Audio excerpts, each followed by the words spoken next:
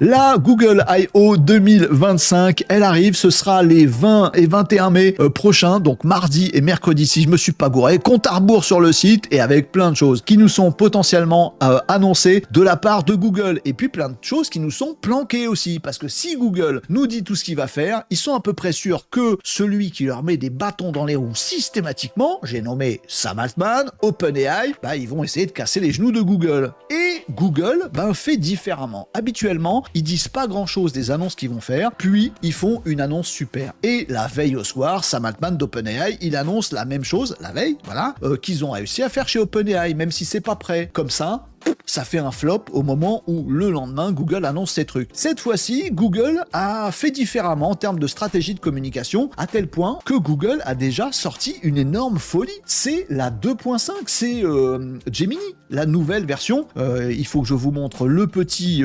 comparatif des intelligences artificielles ressenties par les gens qui les utilisent. Ça se passe sur LM Arena. Regardez, je vais vous partager ça. Vous voyez que la 2.5 Pro de Gemini, la dernière version, puisqu'elle a été mise à jour là très récemment début mai, elle est sortie et elle surpasse, elle surclasse de très loin toutes les autres IA et notamment dans la partie IA de développement qui nous permettent de nous accompagner pour générer du code. Claude 3.7 Sonnet était indétrônable depuis très longtemps, depuis sa sortie tout simplement, et bim, il s'est fait défoncer par Gemini 2.5 Pro. Le gros modèle de Google Gemini, l'intelligence artificielle, surpasse tous les autres. Mais pourquoi ils n'ont pas attendu la semaine prochaine, c'est les Google I.O. pour nous parler de ça? Certainement parce qu'ils vont nous parler de plein d'autres dingueries. Qu'est-ce qu'ils nous annoncent chez Google I.O.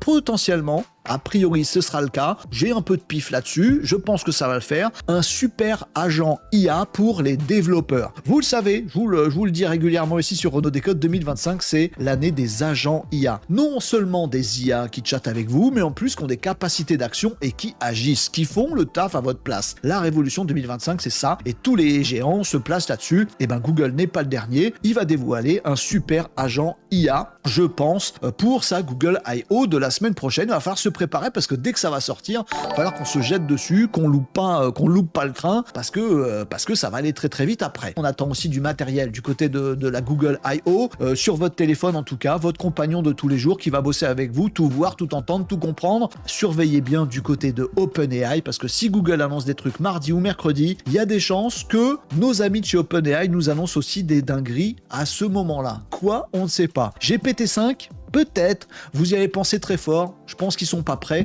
mais ça va pas tarder.